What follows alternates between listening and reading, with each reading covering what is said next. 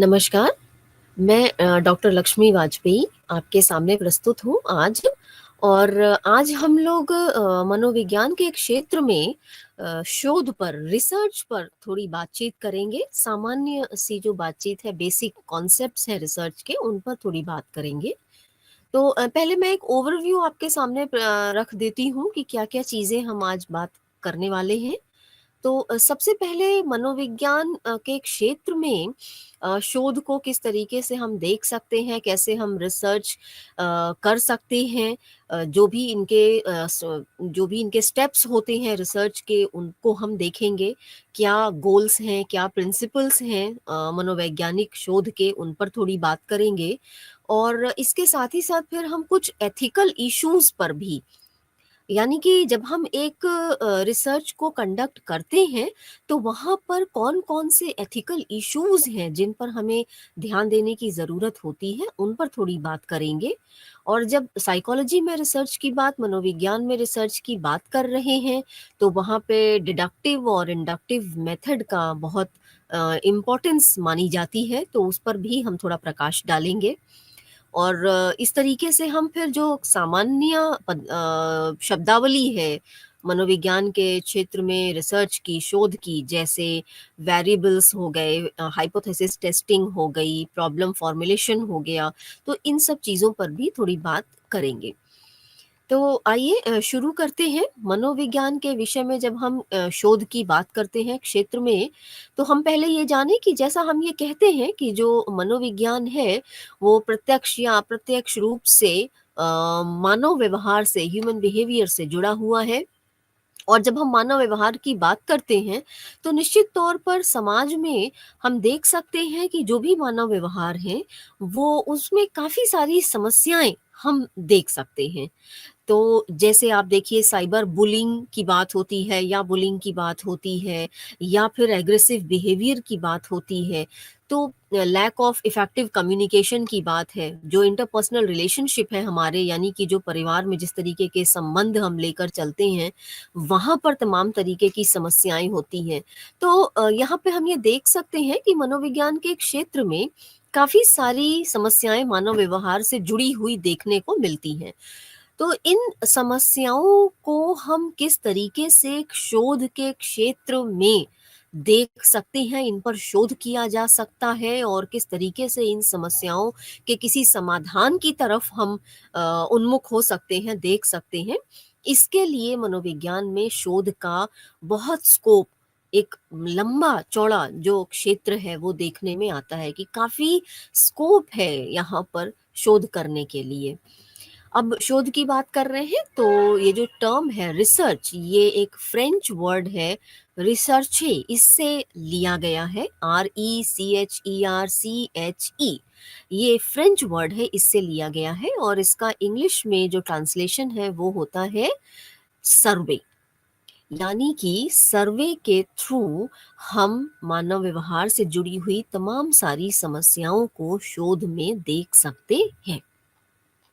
इसके बाद जब हम मनोविज्ञान में गोल्स की बात करते हैं, साइकोलॉजिकल रिसर्च के क्या-क्या गोल हैं, तो कुछ गोल जो बहुत इम्पोर्टेंट हैं, जिन पर बात की जानी चाहिए। जैसे एक इम्पोर्टेंट गोल है डिस्क्रिप्शन। डिस्क्रिप्शन यानी कि जो भी एक प्रोमिनेंट गोल है साइकोलॉजी के फील्ड में रिसर्च का, और ये मुख्य रूप से इन्वॉल्व है उस तरीके की सूचनाओं पर, जहां हमें ये मालूम होता है कि जो भी स्थिति परिस्थिति है, वहाँ पर वास्तविकता क्या है उस स्थिति परिस्थिति की। यानी कि किसी भी पर्टिकुलर सिचुएशन में क्या एग्जैक्टली हो रहा है, इस चीज़ को हम डिस्क्रिप्शन के थ्रू जान सकते हैं। जैसे देखिए, किसी भी समस्या, किसी भी स्थिति की अगर डिस्क्राइब करने के लिए कहा जाए, तो लोग अपने-अपने हिसाब से उसका डिस्क्रिप्शन हमारे सामने रख सकते हैं। मुख्य रूप से ये इस चीज़ पर निर्भर करता है कि लोग किस तरीके से स्थिति को ऑब्जर्व कर रहे हैं। तो उस ऑब्जर्वेशन के अकॉर्डिंग लोग अपना डिस्क्रिप्शन हमारे सामने रख सकते हैं। तो ये भी शोध का एक बहुत इम्पोर्टेंट गोल है। दूसरा है प्रिडिक्शन।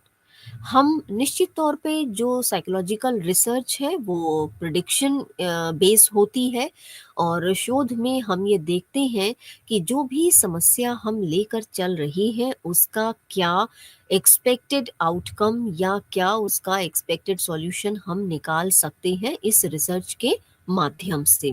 तो वहाँ पे हम प्रिडिक्ट करते हैं। जैसे आप देखिए कि एक वर्क प्लेस पर अगर एम्प्लॉइज़ के व्यवहार के बारे में या उनके परफॉर्मेंस के बारे में अगर कोई प्रिडिक्शन लेना है या कोई रिसर्च हम कर रहे हैं, या हम ये देखें कि जो भी इमोशनल इंटेलिजेंस है वो किस तरीके से एम्प्लॉयज़ के मैनेजरल स्किल्स को या उनके साथ जो रिलेशनशिप है अदर एम्प्लॉयज़ का उसको किस तरीके से इम्पैक्ट कर सकती है, तो यहाँ पर हम एक प्रिडिक्शन लेकर चल सकते हैं जेंडर के बेसिस पे या इमोशनल इंटेलिजेंस के बेसिस पर, कि जो हाईली इमोशनली इंटेलिजेंट होंगे उनका जो मैनेजरल स्किल है या जो अदर लोगों के साथ में रिलेशनशिप है वो काफ़ी बेहतर होगा उन लोगों की तुलना में जिनका इमोशनल इंटेलिजेंस लेवल जो है वो थोड़ा कम है। तो ये एक प्रिडिक्शन एक दूसरा गोल हुआ साइकोलॉजिकल फील्ड में जब हम रिसर्च की बात कर रहे हैं। उसके बाद एक और इम्पॉर्टेंट पॉइंट आता है जिस पे बात की जानी ज़रूरी है, वो है कंट्रोल। कंट्रोल भी एक काफ़ी इम्पोर्टेंट गोल है, ऑब्जेक्टिव है साइकोलॉजिकल रिसर्च का, जहाँ पर हम ये देखते हैं कि किसी जो भी बिहेवियर में चेंज आ रहा है, वो किस तरीके से लाया जा सकता है। जो भी रिक्वायर्ड चेंज है किसी पर्टिकुलर पर्सन के बिहेवियर में, वो एक सूटेबल इंटरवेंशन स्ट्रैटेजीज़ को फ़ॉलो करते हुए किस तरीके से हम वो चेंज बिहेवियर में देख सकते हैं। तो कंट्रोल भी एक गोल ऑब्जेक्टिव है साइकोलॉजिकल रिसर्च का। इसके अलावा जब हम कुछ प्रिंसिपल्स की बात करते हैं, क्योंकि किसी भी क्षेत्र में जब हम रिसर्च को देख रहे हैं तो यहाँ पर बहुत इम्पॉर्टेंट एक ये बात होती है कि जो भी रिसर्च है वो कुछ प्रिंसिपल्स पर बेस होनी चाहिए। हम क्या करना चाहिए, क्या नहीं करना चाहिए, इस चीज़ की क्लैरिटी होनी रिसर्चर को बहुत ज़रूरी होती है। तो सबसे इम्पोर्टेंट जो एक पहला प्रिंसिपल है वो ये है कि जो भी पर्पस है रिसर्च का या जो भी ऑब्जेक्टिव्स हैं रिसर्च के, वो बहुत उनकी क्लैरिटी होनी ज़रूरी है। रिसर्चर को ये क्लैरिटी होनी चाहिए कि क्या पर्पस है और क्या ऑब्जेक्टिव्स को लेके हम रिसर्च कंडक्ट करने जा रहे हैं। तो ये एक इम्पॉर्टेंट चीज़ है। दूसरा इम्पॉर्टेंट प्रिंसिपल है कि जो भी रिसर्च में हम ऑब्जेक्टिव्स को बना रहे हैं, प्रिपेयर कर रहे हैं, जो भी ऑब्जेक्टिव्स हमने प्लान किए हैं, वो रिसर्च प्रोसीजर के अकॉर्डिंग ही प्लान किए जाने चाहिए। ऐसा नहीं होना चाहिए कि एक प्रॉपर प्लानिंग के थ्रू हमको रिसर्च कंडक्ट करने की ज़रूरत होती है, तो वहाँ पर हम स्टेटमेंट ऑफ प्रॉब्लम को उसी तरीके से ड्राइव करते हैं, उसके अगेंस्ट में उसी तरीके के ऑब्जेक्टिव्स और हाइपोथेसिस फॉर्मुलेट करते हैं। सैंपल किस तरीके का है, तो जो हमने स्टेटमेंट ऑफ प्रॉब्लम रखी है उसी के अकॉर्डिंग हमारा सैम्पलिंग होना चाहिए, सैंपल साइज़ होना चाहिए। फिर हम रिसर्च डिज़ाइन तैयार करते हैं, तो रिसर्च डिज़ाइन भी हमारी प्रॉपर प्लान्ड वे में होनी चाहिए। हम डेटा कलेक्शन के लिए कौन से टूल्स यूज़ करेंगे, ये भी प्लानिंग में आना चाहिए, और इसके साथ ही साथ ये भी प्लान किया जाना इनिशियल स्टेज में ज़रूरी होता है कि जो डेटा हमें मिलेगा उसकी एनालिसिस हम किस तरीके से करेंगे, यानी कि कौन-कौन से स्टैटिस्टिकल फ़ॉर्मूलाज़ हैं, कौन-कौन से स्टैटिस्टिक्स हैं जो हमें वहाँ अप्लाई करना है। जैसे हमें मीन मीडियन मोड निकालना है, मीन डिफरेंस देखना है, एनोवा देखना है, कोरिलेशन निकालना है। तो ये सारी चीज़ें हमें प्लानिंग के थ्रू रिसर्च को प्लान करने के लिए बहुत ज़रूरी होती है। तो एक प्लान्ड वे में रिसर्च को डिज़ाइन किया जाना ज़रूरी है। इसके साथ ही साथ जो भी हम रिसर्च डिज़ाइन प्लान कर रहे हैं, वो हमने जो ऑब्जेक्टिव सेट किए हैं रिसर्च के बनाए हैं, उनके बेस पर ही प्लान किया जाना चाहिए। जिस तरीके का ऑब्जेक्टिव लेकर हम रिसर्च को कंडक्ट कर रहे हैं, हमारी रिसर्च डिज़ाइन उसी तरीके से प्लान की जानी चाहिए। ऐसा नहीं हो कि ऑब्जेक्टिव कुछ और तरीके का है और हमने एक डिफरेंट रिसर्च डिज़ाइन की प्लानिंग की हुई है। तो ये नहीं होना चाहिए, क्योंकि इससे हमारी जो इंटरनल वैलिडिटी है रिसर्च डिज़ाइन की, उस पे क्वेश्चन आ सकता है। तो हम अगर सूटेबल सिलेक्शन करेंगे, जो भी हमने ऑब्जेक्टिव्स प्लान किए हैं उसी के अकॉर्डिंग हम अपनी रिसर्च डिज़ाइन को भी प्रिपेयर करेंगे, तो हम एक सूटेबल सिलेक्शन कर पाएंगे और जो रिसर्च डिज़ाइन है वो हाई इंटरनल वैलिडिटी को इंश्योर कर सकती है, कर पाएगी। तो इसलिए ये भी बहुत ज़रूरी चीज़ है। इसके अलावा एक और चीज़ है कि हम जो टूल्स यूज़ करते हैं रिसर्च में, देखिए जो भी रिसर्च हम कर रहे हैं ह्यूमन बिहेवियर से रिलेटेड या किसी भी फील्ड में जो भी वर्क हम करने जा रहे हैं रिसर्च में, वहाँ पर हमें डेटा कलेक्शन की ज़रूरत पड़ती है। प्राइमरी डेटा हमें कलेक्ट करने की ज़रूरत पड़ती है और उसके लिए हम तमाम तरीके के टूल्स यूज़ करते हैं। बहुत सारे रिसर्चर अपनी रिसर्च में अपना जो टूल है, जो वो खुद से जो क्वेश्चनियर्स हैं वो खुद से डेवलप भी करते हैं। कुछ लोगों के पास अगर उतना समय नहीं है या उतनी सुविधाएं नहीं हैं और वो टूल डेवलप नहीं कर पा रहे हैं, तो वो जो ऑलरेडी इस्टेब्लिश्ड टूल्स हैं उनकी मदद से अपनी रिसर्च कंडक्ट करते हैं। तो यहाँ पर किसी भी रिसर्च में टूल हम किस तरीके का यूज़ कर रहे हैं वो ध्यान रखना बहुत ज़रूरी होता है, क्योंकि जो भी टूल हम यूज़ करें वो सबसे पहले तो इम्पॉर्टेंट चीज़ ये ध्यान में रखने की है कि वो स्टैंडर्डाइज टूल होना चाहिए। उसकी जो वैलिडिटी है, रिलायबिलिटी है, वो चेक की हुई होनी चाहिए और प्रॉपर तरीके से स्टैंडर्डाइजेशन किया हुआ टूल ही हमें रिसर्च में यूज़ करना चाहिए, क्योंकि उससे फिर जो डेटा मिलेगा उसका फर्दर एनालिसिस करने में और रिजल्ट निकालने में हमें काफ़ी मदद मिलती है। तो ये कुछ प्रिंसिपल्स हैं जिन पर हमें ध्यान दिया जाना ज़रूरी है। अब आगे बढ़ते हैं और कुछ स्टेप्स की बात करते हैं। हम एक पूरा रिसर्च कंडक्ट करने की बात अगर कर रहे हैं, तो हमारे सामने ये क्लैरिटी होना भी ज़रूरी है, हमें ये मालूम होना चाहिए कि हम इन जो भी रिसर्च कंडक्ट करने जा रहे हैं, उनके क्या-क्या स्टेप्स को वहाँ पर हमें फ़ॉलो करना ज़रूरी है। ये भी इम्पोर्टेंट चीज़ है। तो आइए कुछ स्टेप्स की बात करेंगे रिसर्च प्रोसेस में, साइकोलॉजिकल रिसर्च में। और सबसे पहला स्टेप जो है वो ये है, research idea needs to be developed. यानी कि जो भी रिसर्च आइडिया है वो सबसे पहले डेवलप होना ज़रूरी है और वही रिसर्च आइडिया हमें हमारी जो स्टेटमेंट ऑफ प्रॉब्लम है वो सिलेक्ट करने में, आइडेंटिफाई करने में मदद करेगा। तो किस तरीके का रिसर्च आइडिया है और रिसर्च आइडिया हम कैसे डेवलप कर सकते हैं, इसके लिए सबसे इम्पॉर्टेंट चीज़ होती है रिव्यू करना, जिसको हम कहते हैं रिव्यू ऑफ लिटरेचर। तो आप कोई भी रिसर्च अगर कंडक्ट करने जा रहे हैं, तो आपका क्या आइडिया है, किस स्पेसिफिक प्रॉब्लम पे आप रिसर्च करना चाहते हैं, इसके लिए बहुत ज़रूरी है कि आप सबसे पहले एक ब्रॉडर आस्पेक्ट को आइडेंटिफाई कर लीजिए। जैसे अगर आपको लगता है कि हमें हेल्थ के फील्ड में अपनी रिसर्च को कंडक्ट करना है, तो हेल्थ से related, physical health, mental health, जिस भी हेल्थ से रिलेटेड सब डोमेन आपने पहले डिसाइड कर लिया, उससे रिलेटेड ऑलरेडी जितने भी रिसर्चेज हुए हैं उनको स्टडी करना आप सबसे पहले शुरू कर दीजिए। देखिए, कोई भी रिसर्च आपको स्वयं में कंडक्ट करने के लिए उसका लिटरेचर को रिव्यू करना बहुत ज़रूरी माना जाता है, क्योंकि रिसर्च का मतलब ही क्या है, री प्लस सर्च। यानी कि जो ऑलरेडी सर्च किया हुआ है उसमें से भी हम कुछ नया, उसी को हम रिसर्च कर रहे हैं। यानी कि जो ऑलरेडी स्टैब्लिश्ड चीज़ें हैं उन्हीं में से हम कुछ और नई चीज़ डिफरेंट टाइम फ्रेम कॉन्टेक्स्ट में ढूंढने की कोशिश कर रहे हैं, ये हमारी रिसर्च होती है।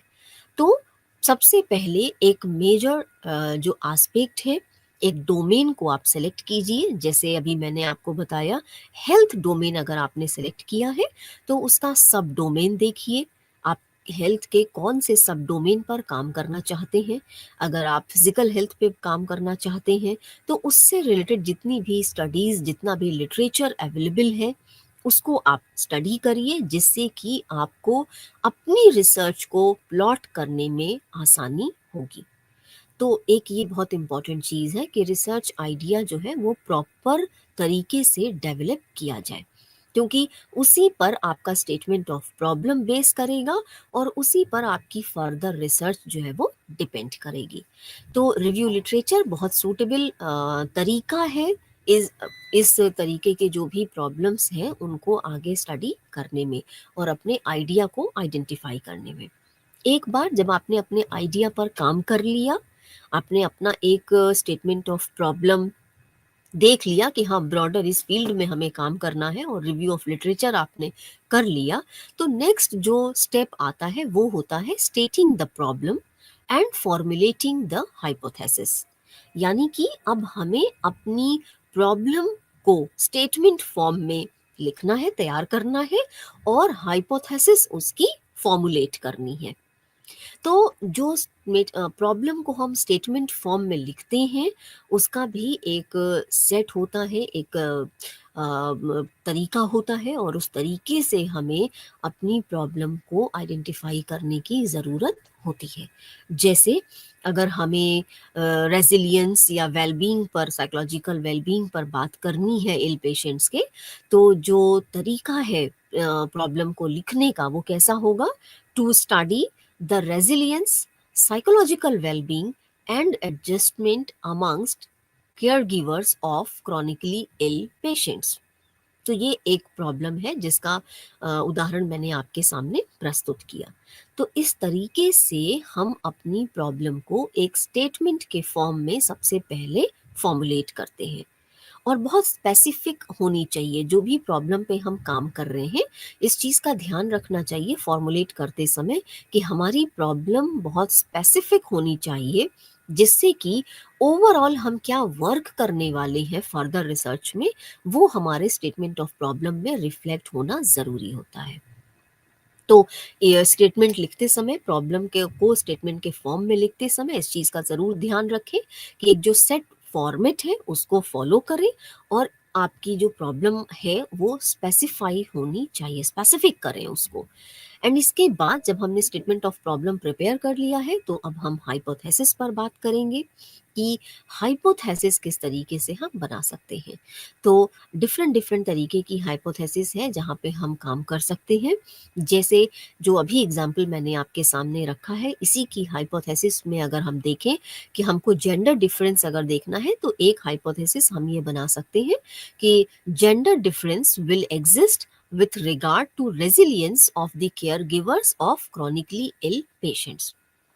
और ये क्या है? ये ऑल्टरनेटिव हाइपोथेसिस है। तो इस तरीके से हाइपोथेसिस को फॉर्मुलेट किया जाना ज़रूरी है। तो हमने एक ब्रॉड आइडिया लिया रिसर्च करने का, सबसे पहले उसको रिव्यू किया, हमने जो भी लिटरेचर अवेलेबल था उसको रिव्यू किया, देन हमने अपनी एक स्टेटमेंट ऑफ प्रॉब्लम बनाई और उसके अकॉर्डिंग हमने अपनी हाइपोथेसिस को फॉर्मुलेट किया। इसके बाद जो स्टेप 3 होगा हमारा, वो हम रिसर्च डिज़ाइन पर यहाँ पर अब काम करना शुरू करेंगे। तो जो भी हमारी प्रॉब्लम है उस पर बेस करते हुए हमें एक सूटेबल रिसर्च डिज़ाइन सेलेक्ट करने की ज़रूरत होती है। और इस रिसर्च डिज़ाइन के लिए आप जैसे कर्लिंगर की पूरी एक बुक है रिसर्च डिज़ाइन पर, उसको अच्छे तरीके से स्टडी कर सकते हैं। वहाँ पर बहुत अच्छे तरीके से रिसर्च डिज़ाइन को कंसाइज़ वे में पूरा एलैबोरेट करके अच्छे तरीके से बताया गया है। जैसे कार्लिंगर क्या कहते हैं, research designs are invented to enable researchers to answer research questions as validly, objectively, accurately and economically as possible। तो ये कालिंगर ने अपनी बुक में ये रिसर्च डिज़ाइन को डिफाइन किया हुआ है कि रिसर्च डिज़ाइन क्या है, कि जो भी प्रॉब्लम है, जो हमारे रिसर्च क्वेश्चंस हैं उनका आंसर ढूंढने का एक तरीका है। रिसर्चर को एक मदद मिलती है कि हम रिसर्च डिज़ाइंस के थ्रू अपने जो रिसर्च क्वेश्चंस हैं उनके आंसर्स ढूंढ सकते हैं और वो आंसर्स वैलिड, ऑब्जेक्टिव, एक्यूरेट और इकोनॉमिक होने चाहिए। तो जितना पॉसिबल हो सके उतना वैलिडिटी पर ध्यान देना, ऑब्जेक्टिविटी पर ध्यान देना कि कितने ऑब्जेक्टिव हैं, एक्यूरेट हैं या नहीं और कितने इकोनॉमिक हैं। तो ये है रिसर्च डिज़ाइन। इस तरीके से हम रिसर्च डिज़ाइन को समझ सकते हैं कि क्या है और किस तरीके से अपने रिसर्च क्वेश्चंस के एक्सपेक्टेड आंसर्स को ढूंढने के लिए हम रिसर्च डिज़ाइन को प्रिपेयर कर सकते हैं। तो कई तरीके की रिसर्च डिज़ाइंस होती हैं, जैसे फैक्टोरियल डिज़ाइन होती है, स्मॉल डिज़ाइन एंड डिज़ाइंस होती हैं। तो जो हमारी स्टेटमेंट ऑफ प्रॉब्लम है, उसके बेसिस पर हम अपनी रिसर्च डिज़ाइन को सेलेक्ट करते हैं। कई तरीके की रिसर्च डिज़ाइंस होती हैं, जैसे ट्रू डिज़ाइंस। ट्रू डिज़ाइंस जो होती हैं रिसर्च की, उनको हम कैसे समझ सकते हैं कि ट्रू डिज़ाइंस में जो इंडिपेंडेंट वेरिएबल है उसको मैनिपुलेट किया जा सकता है, और जो एक्सटर्नल वेरिएबल्स हैं उनको हाईली कंट्रोल किया जा सकता है, और रेंडमाइजेशन पॉसिबल होता है। तो जब भी हम ट्रू डिज़ाइंस को यूज़ कर रहे हैं, तो तमाम सारी स्टडीज़ जो हमें लेबोरेटरी के सेटअप में करनी होती हैं, लैब्स में करनी होती हैं, वहाँ पर हम ट्रू डिज़ाइंस को फॉलो कर सकते हैं। तो इसी तरीके से कुछ फॉल्टी डिज़ाइंस होती हैं। फॉल्टी डिज़ाइंस जैसे यहाँ पर इंडिपेंडेंट वेरिएबल जो है हमारा, उसको हम मैनिपुलेट नहीं कर सकते हैं, और एक्सटर्नल वेरिएबल्स पे बहुत हमारा कंट्रोल करना पॉसिबल नहीं होता है।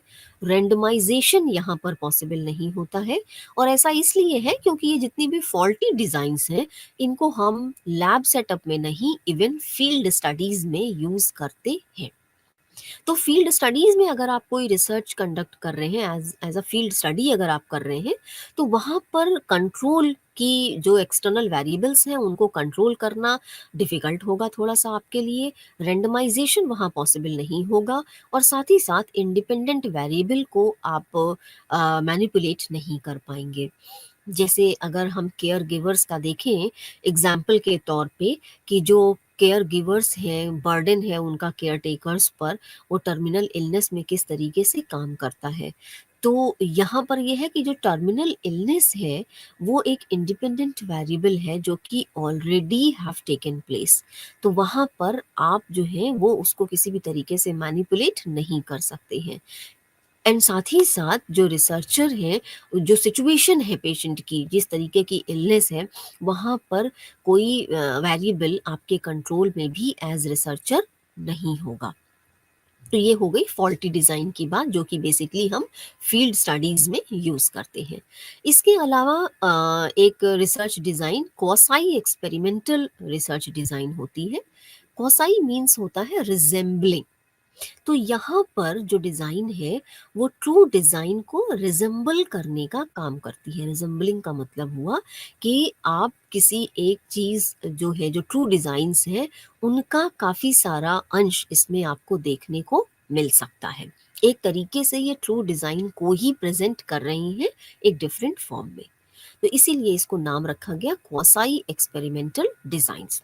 अच्छा, ट्रू डिज़ाइंस से अब इसका डिफरेंस क्या होगा, कि ट्रू डिज़ाइंस को जैसा मैंने बताया कि हम लैब्स के सेटअप में यूज़ कर सकते हैं, लेकिन जो क्वासाई एक्सपेरिमेंटल डिज़ाइंस हैं, इनको हम फील्ड एक्सपेरिमेंट्स के लिए यूज़ कर सकते हैं। अगर आपको कोई बड़ी स्टडी प्लान कर रहे हैं, कोई बड़ी रिसर्च करनी है जहाँ पर सैंपल साइज़ ज़्यादा है, तो उसको हम एक फील्ड एक्सपेरिमेंट की तरह कर सकते हैं। बाकी के जो चीज़ें हैं, जो फीचर्स हैं, वो काफ़ी हद तक ये ट्रू डिज़ाइन से मिलते-जुलते हैं। जैसे आप क्वासाई एक्सपेरिमेंटल डिज़ाइन में भी इंडिपेंडेंट वेरिएबल को मैनिपुलेट कर सकते हैं। एक सर्टेन एक्सटेंट तक आप जो एक्सटर्नल वेरिएबल हैं उनको कंट्रोल कर सकते हैं। लेकिन हाँ, ट्रू डिज़ाइंस की तरह यहाँ पर हम रैंडमाइज़ेशन नहीं कर पाएँगे। ये पॉसिबल नहीं है क्योंकि ये फील्ड एक्सपेरिमेंट है, तो यहाँ पर रैंडमाइज़ेशन पॉसिबल नहीं होगा। जैसे एक उदाहरण के तौर पे अगर देखें कि किस तरीके के रिसर्च डिज़ाइन है क्वासाई एक्सपेरिमेंटल, तो अगर आपको ये देखना है कि आप 2 डिफरेंट डिफरेंट टीचिंग मेथड्स ले लीजिए। एक मेथड हो गया लेक्चरिंग मेथड और एक हो गया ग्रुप डिस्कशन। दोनों ही टीचिंग मेथड हैं, और हमने ये 2 डिफरेंट क्लासेस को दिया। 2 डिफरेंट डिफरेंट क्लास को हम 2 डिफरेंट टीचिंग मेथड्स प्रोवाइड कर रहे हैं, और उसका इम्पैक्ट अगर हमें देखना है स्टूडेंट्स की लर्निंग पर, तो एक क्लास में हमने लेक्चरिंग मेथड कंडक्ट किया, और दूसरे क्लास में हमने ग्रुप डिस्कशन कंडक्ट किया। और हम ये देखना चाहते हैं कि इन दोनों ही टीचिंग मेथोडोलॉजीज का इन स्टूडेंट्स पर क्या इम्पैक्ट उनकी लर्निंग पर आ रहा है। तो इस तरीके की स्टडी के लिए हम क्वासाई एक्सपेरिमेंटल डिज़ाइन को यूज़ कर सकते हैं। एक डिफरेंट और तरीके की रिसर्च डिज़ाइन की बात की जाती है जो बहुत इम्पोर्टेंट है, जिसको हम कहते हैं फैक्टोरियल डिज़ाइन। जो फैक्टर एनालिसिस की जाती है वहाँ पर ये फैक्टोरियल डिज़ाइन का फ्रीक्वेंटली यूज़ किया जाता है। उसके अलावा भी रिसर्च में हम फैक्टोरियल डिज़ाइन को यूज़ करते हैं। सो बेसिकली ये जो फैक्टोरियल डिज़ाइन है इसका यूज़ हम करते हैं जो दो इंडिपेंडेंट वेरिएबल हैं, दो या दो से ज़्यादा जब हमारे पास इंडिपेंडेंट वेरिएबल होते हैं तो उनका इफ़ेक्ट क्या है डिपेंडेंट वेरिएबल पर, ये देखने के लिए हम फैक्टोरियल डिज़ाइन को यूज़ करते हैं।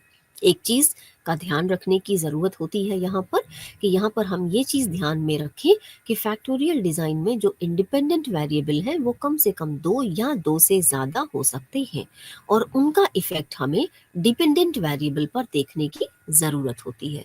तो इस तरीके की रिसर्च के लिए हम फैक्टोरियल डिज़ाइन को यूज़ करते हैं। इसमें जैसे अगर जेंडर और सोशियो इकोनॉमिक स्टेटस ये दो इंडिपेंडेंट वेरिएबल हैं हमारे और इनका असर, इनका क्या इम्पैक्ट है, ये हम सेल्फ एस्टीम पर देखना चाहते हैं लोगों के। हम एडोलेसेंट्स का ग्रुप ले सकते हैं कि हम एडोलेसेंट्स की जो सेल्फ एस्टीम है उस पर जेंडर और सोशियो इकोनॉमिक स्टेटस का इम्पैक्ट देखना चाहते हैं तो हम एक फैक्टोरियल डिज़ाइन यहाँ पर प्लान कर सकते हैं। इसके अलावा कुछ स्मॉल एंड डिज़ाइंस होती हैं जो स्मॉल सैंपल के लिए यूज़ की जाती हैं। काफ़ी सारे रिसर्चेज में इस तरीके की स्मॉल एंड डिज़ाइन यूज़ की जाती हैं रिसर्च की स्मॉल सैंपल के लिए। और यहाँ पर जो सैंपल है वो एक पीरियड ओवर ऑफ टाइम में उनकी स्टडी की जाती है और काफ़ी इन डेप्थ स्टडी भी इसमें की जा सकती है। जैसे अगर हमें देखना है कि कुछ लोगों पर हम पोस्ट ट्रॉमेटिक स्ट्रेस डिसऑर्डर की स्टडी करना चाहते हैं तो वहाँ पर हम इस तरीके का स्मॉल सैंपल लेके स्मॉल एंड डिज़ाइंस को यूज़ करते हुए एक प्रॉपर रिसर्च जो है उसको प्लान कर सकते हैं। तो ये हमने की कुछ रिसर्च डिज़ाइंस की बात, जहाँ पर मैंने आपके सामने कुछ स्पेसिफिक रिसर्च डिज़ाइंस को रखा कि किस तरीके से हम अपनी स्टेटमेंट ऑफ प्रॉब्लम को ध्यान में रखते हुए अपने लिए एक रिसर्च डिज़ाइन को यूज़ कर सकते हैं। रिसर्च डिज़ाइन में हमें इस चीज़ का निश्चित तौर पर ध्यान रखना पड़ता है कि जो भी हमारी स्टेटमेंट ऑफ प्रॉब्लम है उसके अकॉर्डिंग ही हम रिसर्च डिज़ाइन को चूज़ करें। ये बहुत ध्यान रखने की बात होती है किसी भी रिसर्च में।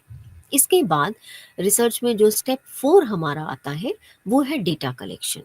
जब हमने रिसर्च डिज़ाइन प्रिपेयर कर ली जिसमें हमने टूल्स डिसाइड करने होते हैं, सैंपल साइज़ देखना होता है कि क्या सैंपल लेंगे हम और जो प्रोसीजर है कि किस तरीके से हम टूल्स को एडमिनिस्टर करेंगे, किस तरीके से हम डेटा कलेक्ट करेंगे, ये सारी चीज़ें रिसर्च डिज़ाइन में तय करने के बाद अब हम डेटा कलेक्शन की तरफ आगे आगे बढ़ते हैं और इस स्टेप तक आते-आते हमारी रिसर्च में क्या-क्या चीज़ें हो चुकी हैं।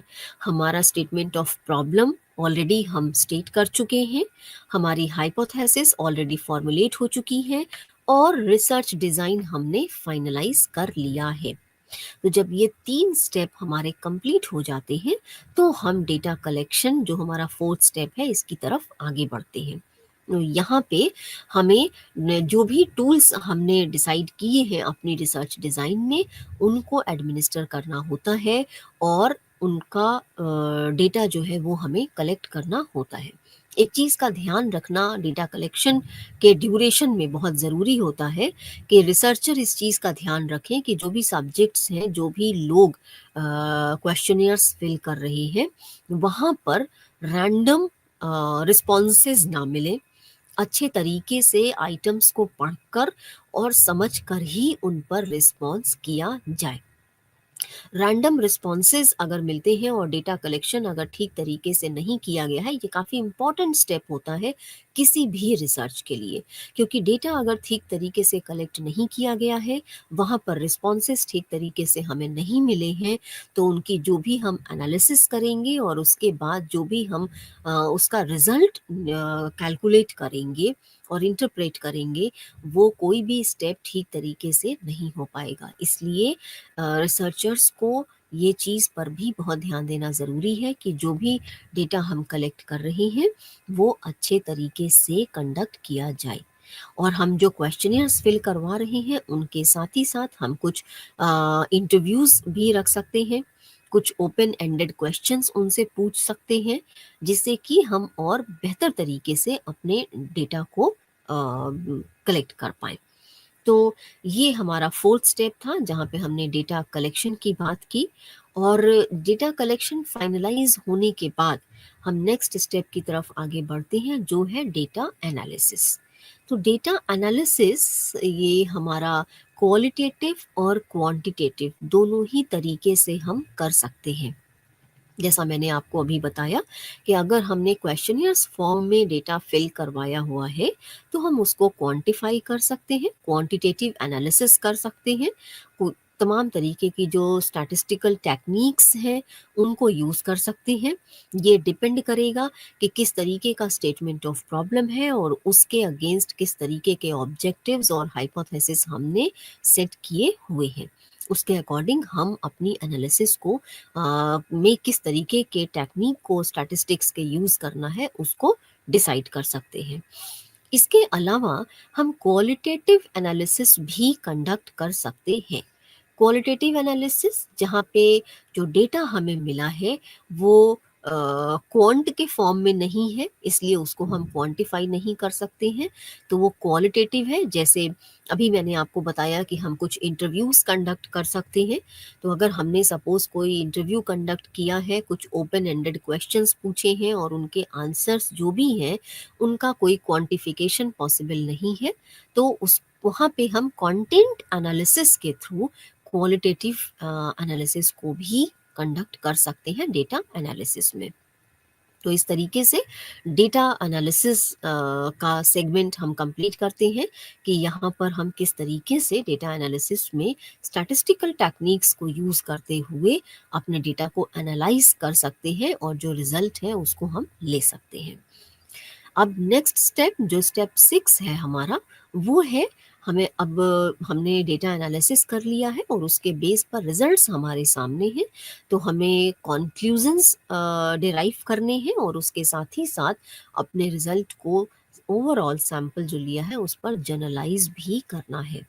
तो जो भी हमने रिज़ल्ट हमें मिला है, उसको सैंपल से जो हमें रिज़ल्ट मिला है, उसको हमें ओवरऑल पॉपुलेशन पर जनरलाइज़ भी करना होता है। क्योंकि जो भी सैंपल हम लेते हैं, वो उस पर्टिकुलर पॉपुलेशन का एक रिप्रेजेंटेटिव पार्ट हम यूज़ करते हैं अपनी रिसर्च में। और जो भी रिज़ल्ट हमारा आता है, उसके कॉन्क्लूज़न्स को फिर हम ओवरऑल पॉपुलेशन पर जनरलाइज़ करने का काम करते हैं। यहाँ पर जब रिसर्चर जो है वो कॉन्क्लूजन्स ड्रॉ करते हैं, बहुत ध्यान रखने की ज़रूरत इस बात की होती है कि जो भी इंटरप्रिटेशन हम कर रहे हैं वो अंडरस्टैंडेबल होना चाहिए। वो लोगों को आसानी से समझ में आए कि जो भी रिसर्च हमने की है उसका क्या रिज़ल्ट निकला है और किस तरीके से उसको हम जर्नलाइज़ कर सकते हैं।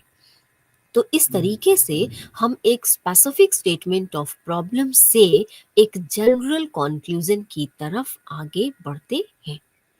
तो ये जो प्रोसेस स्टार्ट होता है, ये एक जनरल रिसर्च आइडिया के साथ प्रोसेस स्टार्ट होता है। हम एक स्पेसिफिक प्रॉब्लम को स्टेट करते हैं, उसके अकॉर्डिंग हम ऑब्जेक्टिव्स और हाइपोथेसिस फॉर्मुलेट करते हैं और उसके बाद एक जनरल कंक्लूजन तक हम आगे बढ़ते हैं। तो इस तरीके से आप देखिए कि आप ओवरऑल साइकोलॉजिकल रिसर्च को कैसे समझ सकते हैं कि जो स्टार्टिंग फेज है वो एक जनरल कॉन्सेप्ट से शुरू होता है ना। एक जनरल आइडिया हम लेते हैं रिसर्च कंडक्ट करने के लिए, एक जनरल आइडिया से स्टार्ट होता है।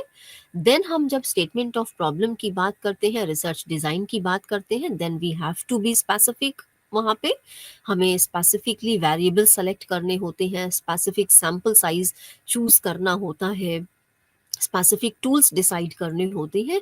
तो यहाँ पर हम स्पेसिफिक हो जाते हैं। एंड अगेन जब हम डेटा एनालिसिस के बाद रिजल्ट को इंटरप्रेट करते हैं तो वहाँ पर फिर हम उस कंक्लूजन को जर्नलाइज करते हैं टू ओवर द पॉपुलेशन। तो यानी कि हम ओवरऑल रिसर्च को ऐसे समझें कि स्टार्टिंग फेज में हम एक जनरल आइडिया से शुरू करते हैं, then in between mid area में, मिड पाथ में पहुंचते पहुंचते हम स्पेसिफिक होते हैं और एंड फिर हम जनरलाइजेशन के साथ करते हैं। तो इस तरीके से हम ओवरऑल जो साइकोलॉजिकल रिसर्च है उसके स्टेप्स को समझ सकते हैं। बहुत सिंपल से स्टेप्स हैं। बस कुछ चीज़ों का ध्यान यहाँ पर रखने की ज़रूरत होती है कि उनके साथ हम किस तरीके से अपनी एक रिसर्च को कंडक्ट कर सकते हैं। तो ये स्टेप्स की क्लैरिटी मैंने आपको देने की कोशिश की है और उसके बाद अब आगे बढ़ते हैं एथिकल इश्यूज की तरफ। इस पर भी बात किया जाना बहुत ज़रूरी है कि जब हम रिसर्च की बात कर रहे हैं और ख़ास तौर पर जब हम मनोविज्ञान के क्षेत्र में रिसर्च की बात कर रहे हैं, जहाँ पर जो रिसर्च है वो न सिर्फ ह्यूमन बींग्स पर, इवन एनिमल्स पर भी कंडक्ट की जाती रही है। तो यहाँ पर इस चीज़ का ध्यान देना बहुत ज़रूरी है कि जो एथिकल इश्यूज हैं उनको हम किस तरीके से एड्रेस करेंगे साइकोलॉजिकल रिसर्चेज में। तो ये चीज़ बहुत ज़रूरी है कि हम अपने एथिकल इश्यूज पर ध्यान दें कि जो भी रिसर्च, जो भी एक्सपेरिमेंट्स हम कंडक्ट कर रहे हैं वहाँ पे एथिकल इश्यूज का किस तरीके से ध्यान रखा जाना ज़रूरी है। तो कुछ चीज़ें हैं जहाँ पे कुछ पॉइंट्स हैं जिन पर ध्यान दिया जाना ज़रूरी है और सारे ही रिसर्चर्स को इन चीज़ों पर ध्यान दिया जाना ज़रूरी है। और ये जो 3 प्रिंसिपल्स हैं, ये US department of health education and welfare ने जो एक बेलमोंट रिपोर्ट सबमिट की थी 1979 में, वहाँ पर उन्होंने ये 3 एथिकल प्रिंसिपल्स को हाइलाइट किया कि किसी भी तरीके की जो रिसर्च आप कंडक्ट कर रही हैं, आप फील्ड एक्सपेरिमेंट्स कर रही हैं या स्मॉल रिसर्चेस कंडक्ट कर रही हैं या डिस्क्रिप्टिव रिसर्चेस कंडक्ट कर रही हैं या लैब्स में रिसर्च कर रहे हैं, ये 3 प्रिंसिपल्स को फॉलो किया जाना डिफरेंट रिसर्चेस में बहुत ज़रूरी होता है। तो पहला प्रिंसिपल है रिस्पेक्ट फॉर सब्जेक्ट्स।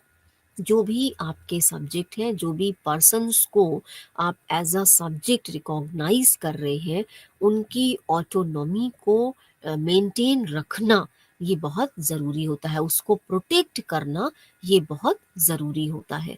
तो ये इम्पॉर्टेंट है कि जो भी लोगों को हम यूज़ कर रहे हैं अपनी रिसर्च के लिए as a subject, as a sample, उनकी रिस्पेक्ट मेंटेन रखना, उनकी ऑटोनॉमी को प्रोटेक्ट करना ये बहुत ज़रूरी होता है। तभी जब तक ये फेथ डेवलप नहीं होगा लोगों का रिसर्चर्स पर, तब तक वो रिसर्च के लिए अच्छे तरीके से आपके सामने प्रस्तुत नहीं होंगे और सही इंफॉर्मेशन आप तक नहीं रखेंगे अपने बारे में।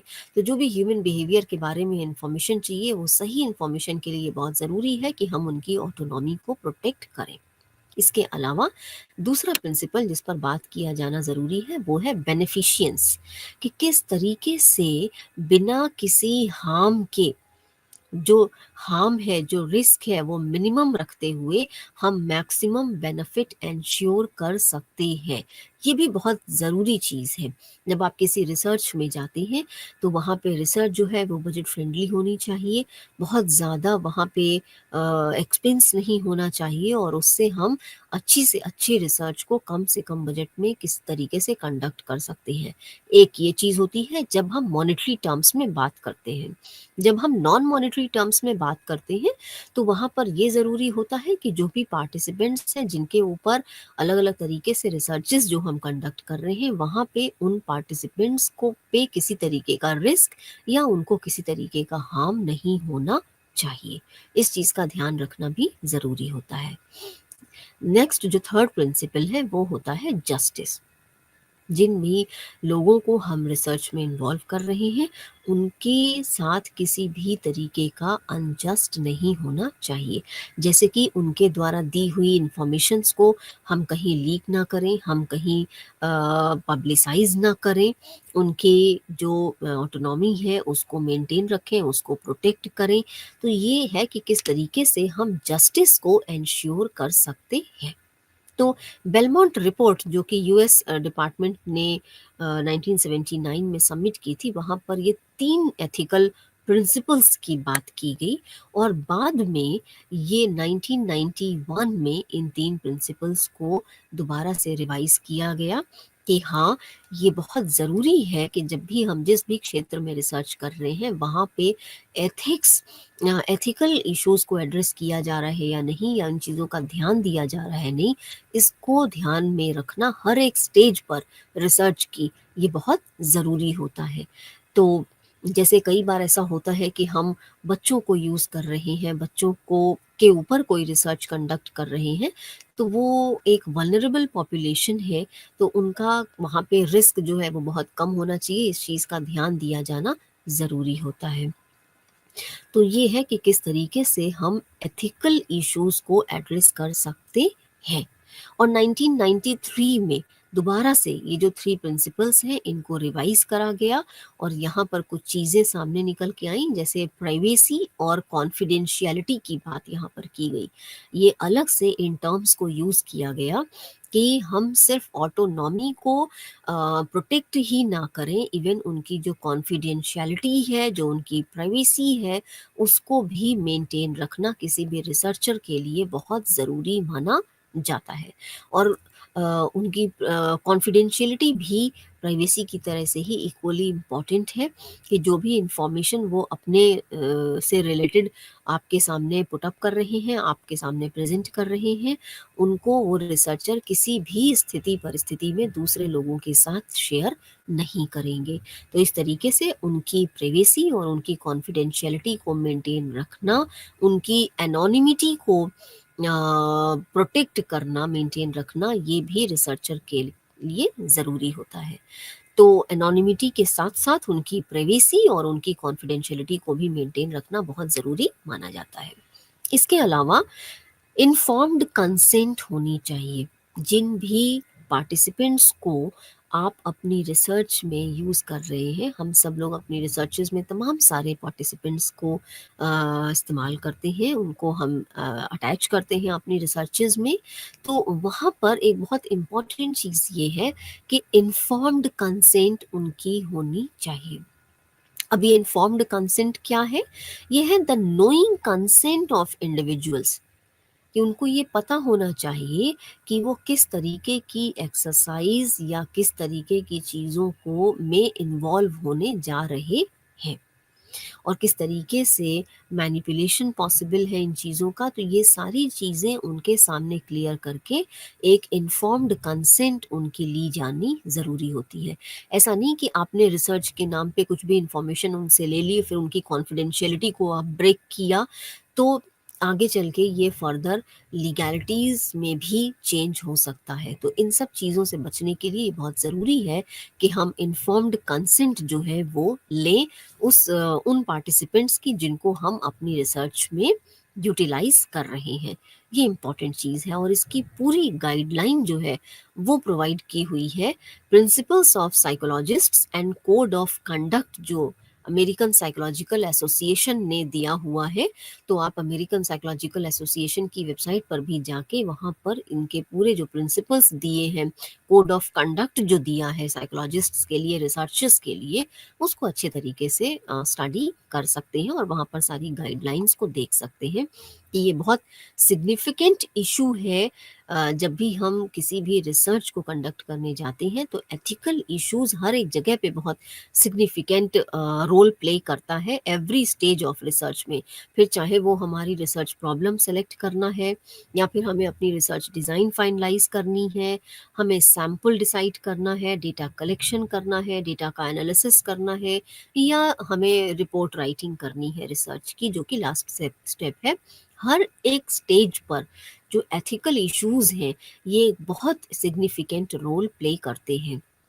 जैसे आजकल के समय में आप देखिए जो प्लेजरिज्म है, तो प्लेजरिज्म को हम बहुत हाइप किया जाता है आजकल और इस चीज़ पर बहुत सारा काम हो रहा है कि जो भी रिसर्चर्स हैं उनको ये एंश्योर करना ज़रूरी है कि there is no plagiarism in their research. तो जो भी उनकी इन्फॉर्मेशन है वो उन्होंने एक्नॉलेज किया हुआ है, एंड जिन भी डिफरेंट सोर्सेस से या डिफरेंट साइट्स से इंफॉर्मेशंस ली हुई हैं उनको प्रॉपरली रिसर्च में एक्नॉलेज किया हुआ है, और किसी भी तरीके का प्लैगरिज्म यहाँ पर रिसर्च में नहीं है। ये बहुत ध्यान इस चीज़ पर दिया जाता है, और ये भी एक एथिकल इशू को एड्रेस करने के जैसा ही है। तो इस तरीके से रिसर्च में एथिकल इश्यूज को एड्रेस किया जाना कितना इम्पोर्टेंट है, ये आप इससे समझ सकते हैं। तो एथिकल इश्यूज की बात के बाद अब आगे बढ़ते हैं। दो मेथड्स बहुत इम्पॉर्टेंट हैं अगर हम रिसर्च की बात कर रहे हैं मनोविज्ञान के क्षेत्र में, तो इन दो मेथड्स पर बात किया जाना बहुत ज़रूरी है। जैसे एक डिडक्टिव एंड इंडक्टिव मेथड, ये दो मेथड्स बहुत इम्पॉर्टेंट माने जाते हैं। जैसे डिडक्टिव मेथड जो है उसको हम टॉप डाउन अप्रोच या टॉप डाउन मेथड के नाम से भी जानते हैं, और ये बेसिकली जब आप किसी थ्योरी को टेस्ट कर रहे हैं, किसी थ्योरी को ऑलरेडी इस्टेब्लिश्ड किसी थ्योरम को आप वेरीफाई करने का काम करते हैं, तो वहाँ पे हम डिडक्टिव मेथड की बात करते हैं। और इस मेथड में चूंकि ये पूरी जो रिसर्च है वो एक थ्योरी बेस होती है, तो थ्योरी पर बेस करके हम हाइपोथेसिस फॉर्मुलेट करते हैं, एंड देन फिर हम अपनी जो इस्टेब्लिश्ड थ्योरी है उसको डिफरेंट डिफरेंट टेस्टिंग्स के थ्रू वैलिडेट या इनवैलिडेट करने का काम करते हैं। इसके साथ ही साथ डिडक्टिव मेथड में हम जो बिटवीन रिलेशन वेरिएबल्स रिलेशनशिप होता है उस पर भी हम ध्यान देते हैं। तो डिडक्टिव मेथड में बेसिकली हम कॉज एंड इफेक्ट रिलेशनशिप की बात करते हैं कि जो भी इफेक्ट दिख रहा है उसका कॉज क्या है। तो ये मेथड जो है वो पूरी तरीके से कॉज एंड इफेक्ट रिलेशनशिप की बात करता है। जैसे अगर ये दिख रहा है कि ओबेसिटी है ना, आप ओवरवेट हो रहे हैं, तो उसका कोई ना कोई पार्टिकुलर कॉज होगा। वो क्या कॉज है उसको आइडेंटिफाई करने का काम डिडक्टिव मेथड के थ्रू किया जाता है। जैसे आपका थायराइड का प्रॉब्लम हो सकता है, या कुछ और हार्मोनल चेंजेस हो सकते हैं, ओवर ईटिंग हो सकती है, आप जो कुछ जंक फूड्स का इंटेक हो सकता है, तमाम तरीके के कॉजेज इसके पीछे हो सकते हैं। तो डिडक्टिव मेथड जो है हमारा वो कॉज एंड इफेक्ट रिलेशनशिप पर काम करता है, और बहुत स्ट्रक्चर्ड वे में, लेस टाइम कंज्यूमिंग होता है ये मेथड, और बहुत स्ट्रक्चर्ड वे में एक रिसर्च को कंडक्ट करने का काम यहाँ पर किया जाता है। और इसके साथ ही साथ एक चीज़ और भी है डिडक्टिव मेथड में, कि हम एक लार्जर सैंपल साइज भी यहाँ पर रिजल्ट्स को जनरलाइज करने के लिए ले सकते हैं। एक लार्जर सैंपल साइज पर भी हम यहाँ काम कर सकते हैं। इसके अलावा जो दूसरा मेथड है हमारा वो है इंडक्टिव मेथड, जिसको हम बॉटम अप मेथड कहते हैं। बॉटम अप अप्रोच या bottom up method of discovery इसको हम कहते हैं। जैसे डिडक्टिव मेथड को हमने अप बॉटम टॉप डाउन कहा था, ठीक है ना, टॉप डाउन मेथड है हमारा, डिडक्टिव मेथड है। उसी तरीके से जो इंडक्टिव मेथड है वो bottom up method of discovery है। ये मेथड में बेसिकली हम एक स्पेसिफिक स्कोप जो है रिसर्च का, एक रिसर्च क्वेश्चन, एक स्पेसिफिक रिसर्च क्वेश्चन से शुरू करते हैं, और उसको डिफरेंट क्वालिटेटिव या क्वांटिटेटिव मेथड्स के थ्रू रिसर्च करते हुए हम आगे बढ़ते हैं। तो टाइम कंज्यूमिंग प्रोसेस होता है ये, लेस टाइम में इस तरीके की जो रिसर्चेज हैं उनको कंडक्ट नहीं किया जा सकता है, और आप यहाँ पर बहुत बड़ा जो सैंपल साइज है वो यहाँ पर नहीं ले सकते हैं। बेसिकली जो इंडक्टिव मेथड है ये एक नई थ्योरी को बिल्ड करने पर फोकस करता है, जबकि डिडक्टिव मेथड जो है वो हम किसी ऑलरेडी स्टैब्लिश्ड थ्योरी की टेस्टिंग की बात करते हैं। तो इस तरीके से आप इंडक्टिव और डिडक्टिव मेथड का डिफरेंस भी यहाँ पर देख पाएंगे, कि किस तरीके से देख सकते हैं डिफरेंस इसका, कि जहाँ पे डिडक्टिव मेथड ऑलरेडी स्टैब्लिश्ड जो थ्योरीज हैं उनकी उनको वेरीफाई करने का, उनकी टेस्टिंग करने का काम करता है, तो वहीं पर इंडक्टिव मेथड नई थ्योरीज को बिल्ड करने पर फोकस करता है। डिडक्टिव मेथड में जहाँ पे हम टॉप डाउन अप्रोच को अडॉप्ट करते हैं रिसर्च करने के लिए, डिस्कवर करने के लिए, वहाँ पर इंडक्टिव मेथड में हम बॉटम अप अप्रोच पर फोकस करते हैं। डिडक्टिव मेथड में हम एक लार्ज सैंपल साइज ले सकते हैं फाइंडिंग्स को जनरलाइज करने के लिए, लेकिन इंडक्टिव मेथड में जनरलाइजेशन पर बहुत कम ध्यान दिया जाता है। जनरली हम फाइंडिंग्स को यहाँ पर जनरलाइज नहीं करते हैं, क्योंकि हम यहाँ पर एक स्पेसिफिक थ्योरी को बिल्ड करने पर काम कर रहे होते हैं। जो डिडक्टिव मेथड है वो काफ़ी स्ट्रक्चर्ड मेथड माना जाता है, क्योंकि यहाँ पर बहुत सारी चीज़ें हमारे कंट्रोल में होती हैं, हम डिज़ाइन कर सकते हैं, हम डिसाइड कर सकते हैं, जबकि इंडक्टिव मेथड लेस स्ट्रक्चर्ड माना जाता है। Deductive method less time consuming होता है, जबकि inductive method time consuming process होता है। तो इस तरीके से यहाँ पर हम डिडक्टिव और इंडक्टिव मेथड को समझ सकते हैं। तो ये दो मेथड काफ़ी इंपॉर्टेंट हैं। जब हम साइकोलॉजिकल रिसर्च की बात करते हैं तो ये दो मेथड्स काफ़ी इंपॉर्टेंट माने जाते हैं।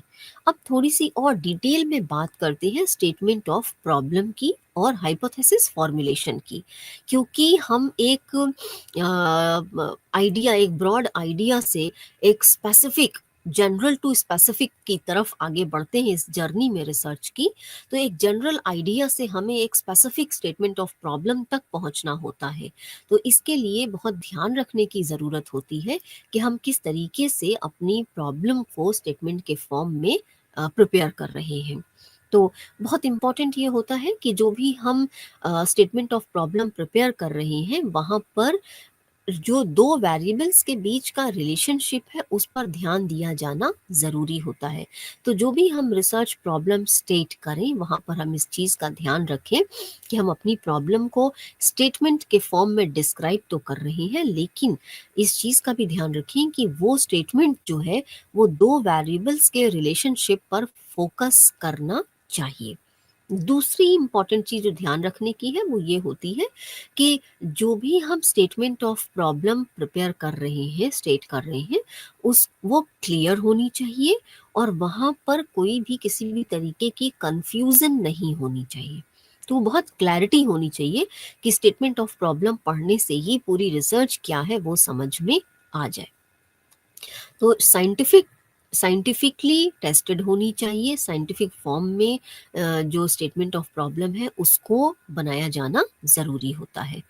तो ये है कि स्टेटमेंट ऑफ प्रॉब्लम बनाते समय हमें किन चीज़ों पर ध्यान रखना ज़रूरी है। अब बात करते हैं फॉर्मुलेशन ऑफ हाइपोथेसिस की। तो फॉर्मुलेशन ऑफ हाइपोथेसिस, जैसा आपको पहले भी मैंने बताया था कि बेसिकली हाइपोथेसिस क्या है, आपकी जो रिसर्च प्रॉब्लम है उसका एक टेंटेटिव आंसर आपको मिलता है कि क्या आगे एक्सपेक्टेड है। यहाँ पर प्रिडिक्शन हम करते हैं कि हाँ, जो भी हम ये स्टेटमेंट ऑफ प्रॉब्लम ले रहे हैं, जो भी हम रिसर्च डिज़ाइन कर रहे हैं वो हमें किस तरीके के रिजल्ट्स दे सकती है।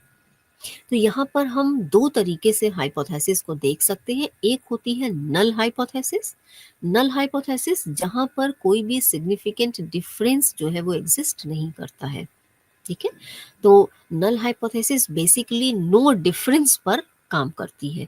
तो इसको हम कैसे बनाएंगे, जैसे हमें अगर ये देखना है कि जो गवर्नमेंट और प्राइवेट सेक्टर के एम्प्लॉयज़ हैं या गवर्नमेंट एंड प्राइवेट बैंक के एम्प्लॉयज़ हैं, उनका जॉब सेटिस्फैक्शन, ये हमारा अगर रिसर्च टाइटल है और हमें नल हाइपोथेसिस बनानी है, तो हम कैसे फॉर्मुलेट करेंगे?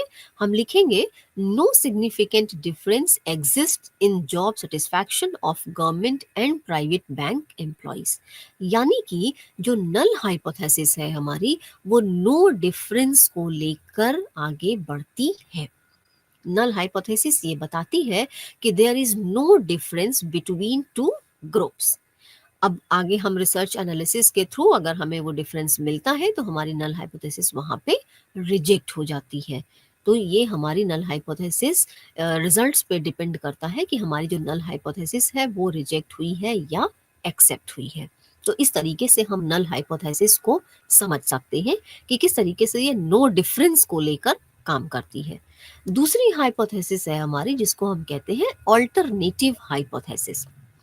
ऑल्टरनेटिव हाइपोथेसिस हमारी एक काउंटर प्रोपोजिशन है नल हाइपोथेसिस का, उसकी तरह हम इसको समझ सकते हैं। बेसिकली किसी भी थ्योरी पर बेस करके जो रिसर्चर है वो इस तरीके की ऑल्टरनेटिव हाइपोथेसिस को फॉर्मुलेट करने का काम करता है। जैसे अगर हमको, जो अभी हमने एग्जाम्पल लिया government and private bank employees के जॉब सेटिस्फैक्शन का, तो अगर हमको वो ऑल्टरनेटिव हाइपोथेसिस फॉर्मुलेट करनी है तो हम कैसे फॉर्म करेंगे? There will be a significant difference in job satisfaction of public and private bank employees. तो यहाँ पर हम एक प्रिडिक्शन लेकर चलते हैं कि हाँ, इन दोनों ग्रुप्स में डिफरेंस देखने को मिल सकता है। और जब हम नल हाइपोथेसिस की बात करते हैं तो वहां पर हम नो डिफरेंस जोन में आगे बढ़ते हैं। तो ये बेसिक दो तरीके की जो हाइपोथेसिस है इन पर हम बात करते हैं कि हाँ, ये नल हाइपोथेसिस और किस तरीके से नो डिफरेंस के जोन पे लेके आगे बढ़ते हैं, और किस तरीके से जो अल्टरनेटिव हाइपोथेसिस है वो डायरेक्शनल होती है और हमें एक पाथ हमारा डायरेक्ट करने का काम करती है। तो इस तरीके से हम कुछ ध्यान देते हुए अपनी जो रिसर्च प्रॉब्लम है उसको फॉर्मुलेट कर सकते हैं, और इसके साथ ही साथ हम अपनी जो हाइपोथेसिस है उसको भी किस तरीके से यहाँ पर फॉर्मुलेट कर सकते हैं, ये ध्यान रखना ज़रूरी होता है। इसके अलावा एक बात और की जानी ज़रूरी है कि यहाँ पे जब तमाम तरीके की हाइपोथेसिस की बात हो रही है तो हाइपोथेसिस टेस्टिंग जब हम करते हैं वहाँ पे कुछ एरर्स की पॉसिबिलिटी भी हो सकती है। तो जैसे टाइप 1 एंड टाइप 2 एरर्स होती है। टाइप 1 एरर होती है जब नल हाइपोथेसिस जो है वो ट्रू होती है, तो उसको हम टाइप 1 एरर कहते हैं। और जब नल हाइपोथेसिस फॉल्स होती है, यानी कि नल हाइपोथेसिस हमारी रिजेक्ट हो जाती है, उसको हम कहते हैं डिसीजन जो है हमारा वो करेक्ट है। उसी तरीके से जब हमारी नल हाइपोथेसिस एक्सेप्ट होती है तो नल हाइपोथेसिस ट्रू है तो वो डिसीजन करेक्ट है हमारा, और नल हाइपोथेसिस फॉल्स है तो उसको हम टाइप 2 एरर कहते हैं। तो यानी कि टाइप 1 और टाइप 2 एरर हम कैसे समझ सकते हैं कि जब हमारी नल हाइपोथेसिस रिजेक्ट होती है तो वो टाइप 1 एरर है, है ना, और अगर हमारी नल हाइपोथेसिस एक्सेप्ट होती है तो वो टाइप 2 एरर है क्योंकि उसको हम फॉल्स हाइपोथेसिस फिर कहते हैं। तो इस तरीके से हाइपोथेसिस टेस्टिंग का भी ध्यान रखा जाना ज़रूरी है। इसके बाद हाइपोथेसिस टेस्टिंग के बाद वेरिएबल्स को समझना ज़रूरी है कि जो भी वेरिएबल्स हम देख रहे हैं वो, वेरिएबल का मतलब ये होता है कि समथिंग दैट वेरीज। तो यहाँ पर इसको भी अच्छे तरीके से समझना और वेरिएबल्स की अंडरस्टैंडिंग होना ज़रूरी होता है। जैसे इंडिपेंडेंट वेरिएबल है, तो इंडिपेंडेंट वेरिएबल वो होता है जो रिसर्चर जिसको मैनिपुलेट कर सकता है, उसको हम इंडिपेंडेंट वेरिएबल कहते हैं। डिपेंडेंट वेरिएबल, जहाँ पर डिपेंडेंट वेरिएबल इंडिपेंडेंट वेरिएबल्स के थ्रू मैनिपुलेट होता है, उसको हम डिपेंडेंट वेरिएबल कहते हैं। तो जिससे कि जो डिफरेंट जो चेंजेस हैं वो हमें देखने में मिलते हैं। तो when independent variable is manipulated is dependent variable. तो ये हो गया इंडिपेंडेंट और डिपेंडेंट वेरिएबल। इसके अलावा एक्सटर्नल वेरिएबल्स भी होते हैं। तमाम सारी रिसर्चेज होती हैं जहाँ पर कुछ एक्सटर्नल वेरिएबल्स होते हैं जो कि ना तो इंडिपेंडेंट वेरिएबल है ना डिपेंडेंट वेरिएबल है, लेकिन उनके बीच का रिलेशनशिप देखने का काम यहाँ पर करते हैं। तो कुछ ऐसे एक्सटर्नल वेरिएबल हैं। इसके अलावा कुछ क्वांटिटेटिव और कुछ क्वालिटेटिव वेरिएबल्स होते हैं। तो क्वांटिटेटिव वेरिएबल जिनको हम न्यूमेरिकली प्रेजेंट कर सकते हैं, क्वालिटेटिव वेरिएबल्स जिनको हम न्यूमेरिकली रिप्रेजेंट नहीं कर सकते हैं। इसके अलावा कुछ कॉन्टिन्यूअस और डिसकॉन्टिन्यूअस वेरिएबल भी होते हैं।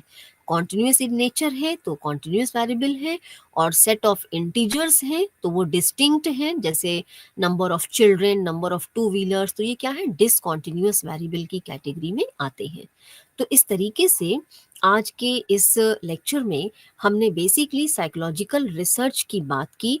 हमने साइकोलॉजिकल रिसर्च के क्या गोल्स एंड प्रिंसिपल्स हैं उन पर ध्यान देते हुए रिसर्च को किस तरीके से कंडक्ट किया जा सकता है, किन किन स्टेप्स को हमें फॉलो करने की ज़रूरत होती है, स्टेटमेंट ऑफ प्रॉब्लम से कैसे हम एक शुरुआत करते हैं और किस तरीके से जनरल होते हुए, स्पेसिफिक होते हुए फिर से हम जनरलाइज़ेशन की तरफ आगे बढ़ते हैं रिसर्च के इस फ़ील्ड में।